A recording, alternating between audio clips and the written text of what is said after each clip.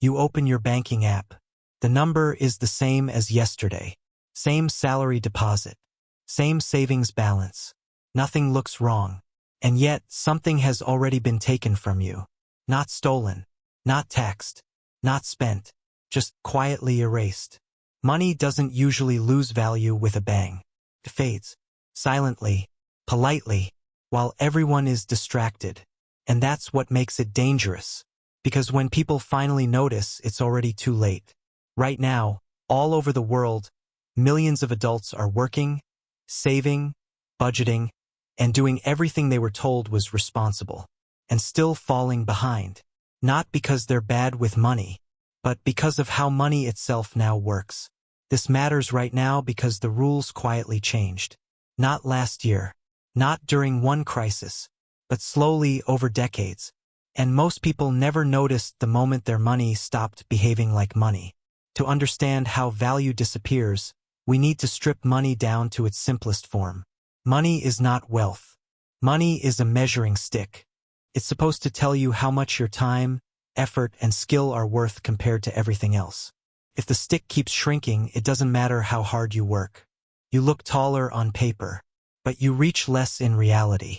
For most of modern history, money was anchored to something physical. Gold, silver, land-backed systems. Not perfect, but limited. You couldn't just create infinite measuring sticks without consequences. That limitation is what made saving feel logical. Work today. Store value. Use it later. Then the limitation slowly disappeared. Not overnight. Not with an announcement. Just exception after exception. War. Recession. Emergency. Crisis. Each time, more money was created to stabilize the system. And each time it worked at first. That's the trick. When new money enters the system, it doesn't hit everyone equally. It enters at specific doors. Governments, banks, financial markets, large institutions. They get access first. Prices don't rise immediately. Wages don't adjust immediately. Statistics don't panic immediately. So it feels safe. But money doesn't vanish. It spreads. Like dye in water.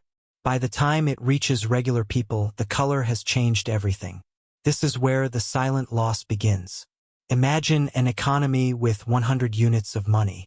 You earn 1 unit a day. Now imagine the system quietly becomes 200 units of money.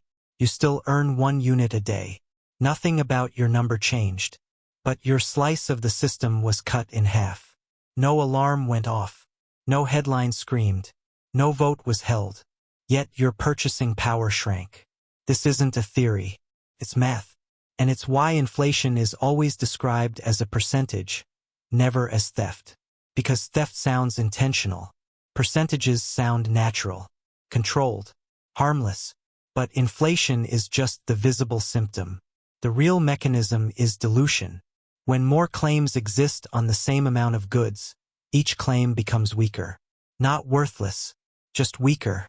That's why money doesn't usually collapse. It decays. Slow enough that people adapt instead of revolt. Here's the uncomfortable part. Inflation doesn't need to be high to destroy savings. At 2% inflation, money loses about half its value in 35 years. At 4%, it takes about 18 years. At 7%, less than 10. This means the money you save in your 20s quietly betrays you in your 40s. Not because you failed, but because time was working against you. Now add wages into the story. Wages don't rise first. They rise last. Prices react to new money quickly. Assets react even faster. Salaries react slowly, if at all. That gap is where frustration lives. People feel like they're working harder just to stay still. Because they are. The system rewards those closest to money creation and punishes those closest to labor. That's not a conspiracy. That's structure. This is why assets inflate before groceries. Stocks, real estate, bonds. They absorb new money first, which makes asset owners look smart. And workers look bad with money. Same effort, different position. Over time, this creates a strange illusion. It looks like prices are rising. But what's really happening is money is shrinking. We don't say it that way because it sounds frightening. So we reverse the sentence. We say things are getting expensive, instead of saying money is getting cheaper. That framing matters, because when things get expensive, you blame sellers. When money gets cheaper, you blame the system. And systems don't like being blamed. There's another layer most people miss. Inflation statistics are averages. Your life is not. If housing rises faster than food, if education rises faster than wages, if healthcare rises faster than everything, then your personal inflation rate is higher than the official number. Which is why people feel lied to by charts that say inflation is under control. Under control for whom? This is where irony creeps in. The same system that tells you to save is quietly punishing saving. Keeping cash feels safe. But safety is an illusion when the floor is slowly sinking. So people adapt. They speculate. They chase returns. They take risks they don't fully understand. Not because they're greedy, but because standing still is no longer neutral. It's a loss. This is why bubbles form. Not just from optimism, but from desperation. When money leaks value, people rush into anything that promises to hold it. Real estate booms, stock manias, crypto waves, collectibles, anything scarce. Not because everyone believes, but because everyone is running from decay. Here's the part rarely said out loud. This system is not broken. It's doing exactly what it was designed to do. Encourage spending, discourage hoarding, stabilize debt, make past obligations easier to repay. Inflation quietly reduces the real weight of debt, which is great if you owe a lot, and terrible if you saved a lot. That's not accidental. It's a transfer from holders of money to holders of assets and issuers of debt. Slow, legal, invisible. And once you see it, you can't unsee it. The biggest danger isn't high inflation.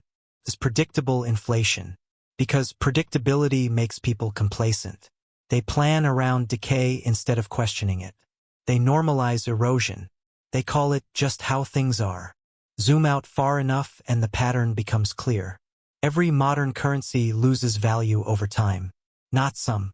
Well, the only difference is speed. Which means the real question isn't will money lose value? It already does. The real question is who absorbs the loss. And who avoids it. Because someone always does. The system doesn't destroy value. It redistributes it. Quietly. Patiently. So when you look at your bank balance and feel confused, when you earn more but feel poorer, when the math stops making sense, it's not in your head.